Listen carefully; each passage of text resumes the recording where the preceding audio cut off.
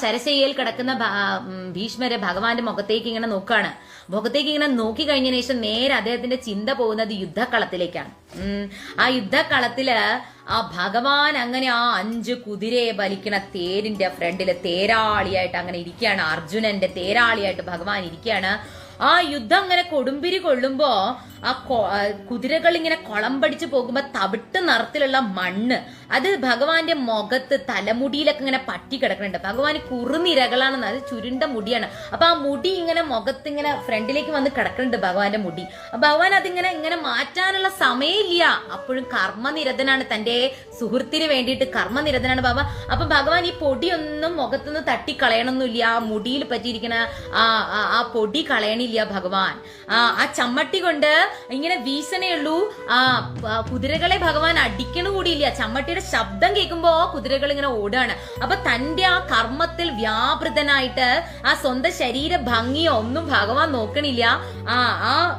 എന്താ പറയാ, പൊടി മണ്ണ് ഇങ്ങനെ പിടിച്ചിട്ട് കിടക്കാണ് ഭഗവാന്റെ തലമുടി. ആ തലമുടിയുടെ ഒരു ഭംഗിയെ, ആ തവിട്ട് മണ്ണ് പുരണ്ടും ആ ഭംഗി ഭഗവാന്റെ മുടിയുടെ, അത് ഭീഷ്മരിങ്ങനെ ഓർക്കാണ്.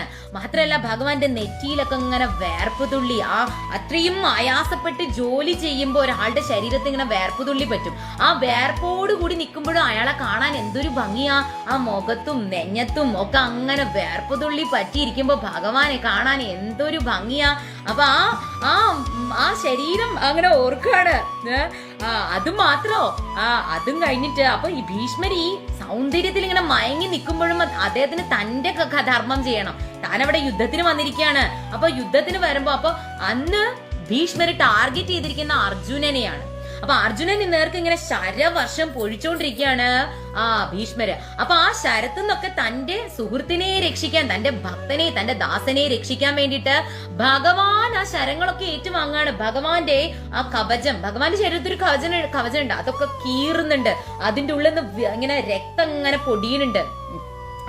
അങ്ങനെ ആ രക്തപ്പൊടിയുന്നതൊക്കെ ഭഗവാൻ ശ്രദ്ധിക്കുന്നതേയില്ല. ഭഗവാന്റെ ലക്ഷ്യം തന്റെ ഭക്തനെ, തന്റെ സുഹൃത്തിനെ പ്രൊട്ടക്ട് ചെയ്യണം. അതാണ് വിജയ സഖേ എന്ന് ഇവിടെ പറഞ്ഞിരിക്കുന്നത്. അപ്പൊ ഭഗവാൻ തന്റെ സുഹൃത്തിന് അത്ര വലിയ സ്ഥാനമാണ് കൊടുത്തിരിക്കുന്നത്. കാരണം സർവ്വസമർപ്പിതനായി നിൽക്കുകയാണ് അർജുനൻ. അതുകൊണ്ടാണ് ഭഗവാൻ ഏത് രീതിയിലും പ്രൊട്ടക്ട് ചെയ്യണം. അപ്പൊ